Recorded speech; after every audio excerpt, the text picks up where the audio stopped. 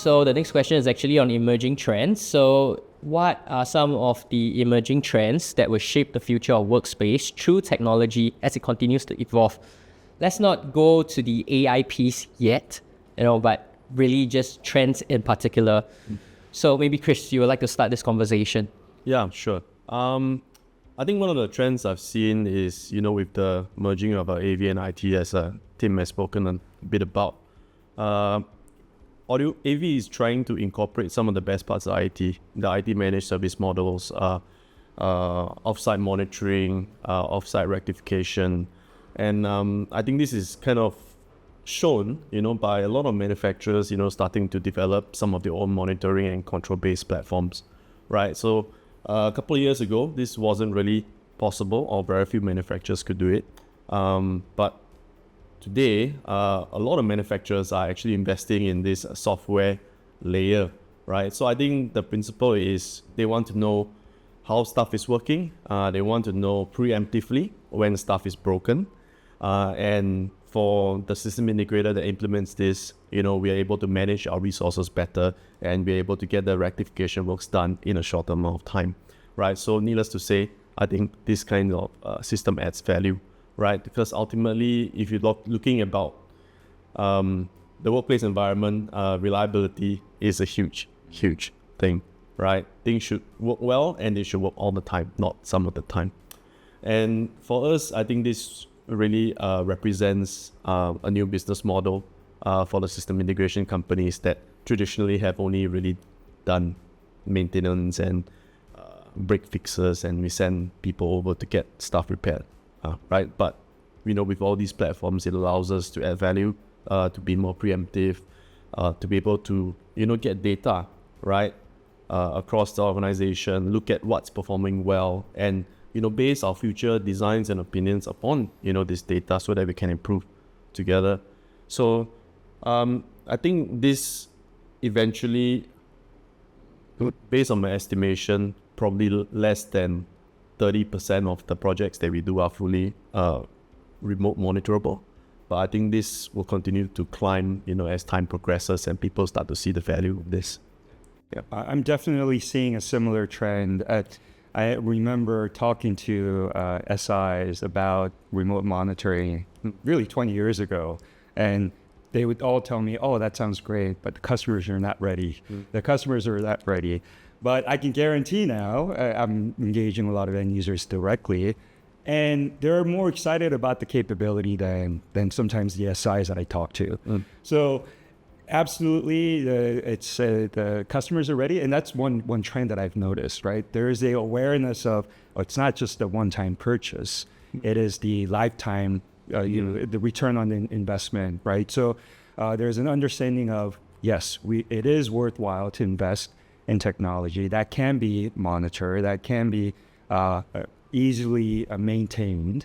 There's this cost to owning and operating it rather than just one-time purchase. I think, there's a lot of really interesting trends in design, and I'm sort of trying to just focus on the ones that are sort of technology-based. And I think the biggest trend in design that sort of overlaps is this idea of flexibility and adaptability, right? So that's, as there's a more focus on user experience, that includes digital experience. And so it now with the technology era that we're in, where we've got technology that is lower in price, more reliable, quieter, more energy efficient, more accessible, it allows us to think of things at a bigger scale than we would have in the past. So we're now influenced by things like the Sphere in Las Vegas, this giant immersive environment. We're influenced by things like the Art and Science Museum, all the things that Team Labs are doing with projection mapping and all those things to create environments that essentially can become anything. So we talked a little bit about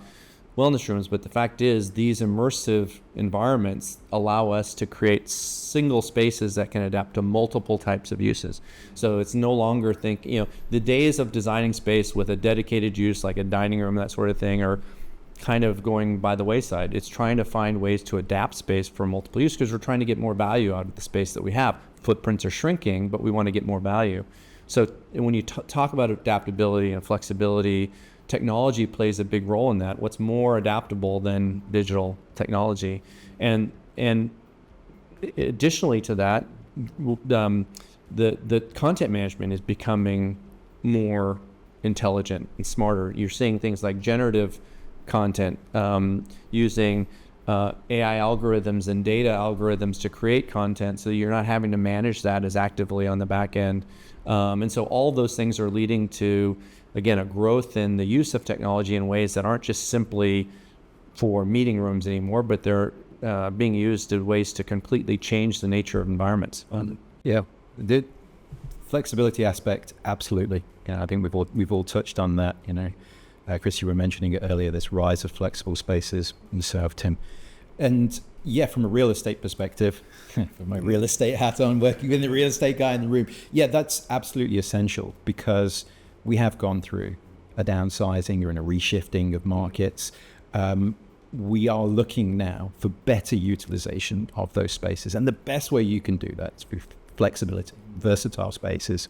I call it the boardroom situation, right? The boardroom, if we look from a tech perspective, and often from a fit out perspective, is the most expensive, least used room in an organization, right? We spend a fortune in terms of tech, consultancy, the SI. We always know that one's the most expensive. We have the most expensive table, fit out, furnitures, all the artwork, only for it to probably have the lowest utilization of any space overall. But when you were in there, it has to be working and it has to look good, and we always have to have one, right? We're beginning to break through that a little bit now, and we realize, based on trends like that, that is, lower utilization space is effectively unproductive space, and we want high productive spaces. So make it flexible, make it so that it can be a boardroom, but it can also be a training environment, and it can also be a presentation room, it can be a hybrid town hall event. We can use that technology in a far more flexible way to design and to get around that. That's an absolute trend. Linked to that, however, what we're also seeing is when we start asking those questions and having those conversations with clients, a lot of them say is, I don't actually know how often my boardroom gets used. And when it does get used, I don't actually know what type of meeting is happening in there. Is it 12 people just coming around and talking? Are they dialing somebody else in? Are they doing a presentation? And I think this is a big part that the industry has picked up from a client perspective around that data and that software part. Because as soon as I've got that software overlay, I can tell you how many times the screen was turned on, how many times people connected a USB-C or an HDMI. And using that data, I can then fine tune exactly what needs to go into that space. You know what? I'm seeing that 90% of the meetings that happen in that space all use the screen. They're all projecting. We need to look at screens. And 90% of the time, they're using the USB-C. Let's ditch the HDMI. Let's make it really simple. Let's make it one cable. Let's look at the type of presentations that are happening and maybe get a different screen orientation, because we might have two 16:9s that could become one larger one, so on and so forth. Using the data of your specific organization to then optimize your spaces is the next evolution that we're seeing moving forward from that. And it can only be fueled by getting the right data. You mentioned boardrooms, and I think it's interesting because over time, as designers, we always build personas for the designs that we do, and we had that sort of executive persona for many years, and you could kind of picture it in your mind. But over the years, that the demographics of that person that utilizes those rooms have changed, and with the emergence of what we sort of refer to as the startup CEO has come to fore, and that's a much younger demographic, somebody that isn't attracted to these dark wood rooms with these high back chairs. And so because of that, the demographics are changing. They do want to use these spaces for different things. They're not so interested in the way that people have done it, in the past with these sort of fixed boardroom style rooms. And so, all of this is informing the way that we're rethinking how these rooms are designed and how they're used. Yeah.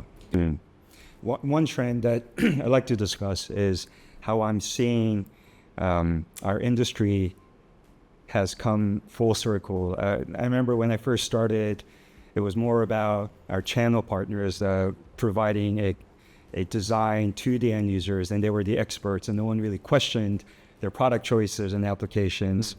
And then over the years, with the rise of internet and information, a lot of end users became empowered to make some of these choices themselves. And there was a bit of a commoditization of our industry. It was more about, how do I deliver the right set of equipment to the end user that they want, with the lowest price, so without killing myself, really, right? And became a very commoditized sort of model. But lately, I'm starting to see, because the technology has evolved so quickly, that there is a lack of full understanding of what's capable and what's available and what we can do across multiple layers of the organization. So I think the people who are most successful in our industry are the ones who can provide that consultation again, right? So it become, again, full circle back to how things were when I first started. But we're dealing with different set of circumstances. But again, it's more about conveying, understanding the user requirements and delivering the right solution with the right intent and purpose, using the right set of technology. Yep. But it really comes down to the fact that there needs to be some people who are very well versed in what we're capable of as an industry. So, in terms of trends, this full circle of commoditization and coming back to becoming a consultant-based industry, I think is great, because it does open up a lot of possibilities and opportunities for us. Yeah. I think as we make progress, maybe I envision a future where people stop calling us the projector guys or the Cisco Polycom guys. But jokes aside, right? I think, back to Simon's point, when we're talking about the kind of data sets that we can get, right? We used to be in a place where we could tell whether a room was utilized or not, right?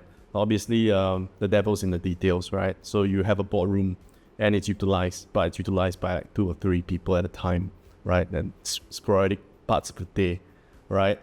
That tells you a lot, right? That, what the design of the boardroom was actually meant to do was, to have larger meetings, and the space isn't really being utilized as intended, right? So, with the progression of technology, we are able to pull more and more data sets, right? You mentioned about, in meetings, who doesn't turn on their camera, right? Who doesn't speak so much.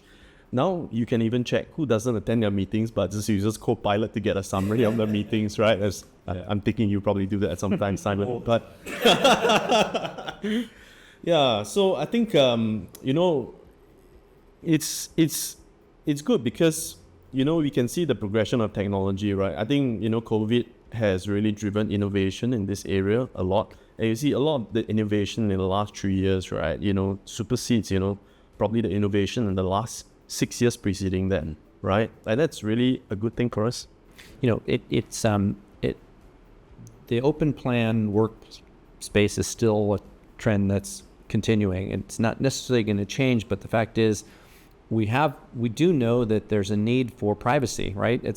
Because you're still taking remote calls, and sometimes it's really hard when you're in an open desking area with a bunch of people around you. So even though maybe we're not building as many private offices, there's still lots of private space being designed because of that need continues. And so that the part of the reason people are using boardrooms is because they're going in there to have calls because they can't have it in the open space. And so it means that as designers, we have to take that seriously and say, all right, we don't want to be using giant rooms for 2 or 3 people to go in there to have calls. We need to build smaller spaces, smaller private spaces to accommodate those things. So all of this data really supports how we design and how we optimize design. Yeah. All right, so really very wide-ranging topics, but I would say, something that is very common between the 4 of you is like, how could we, really shape the rooms to fit user requirements, how to not have wastage, basically, and technology actually enables that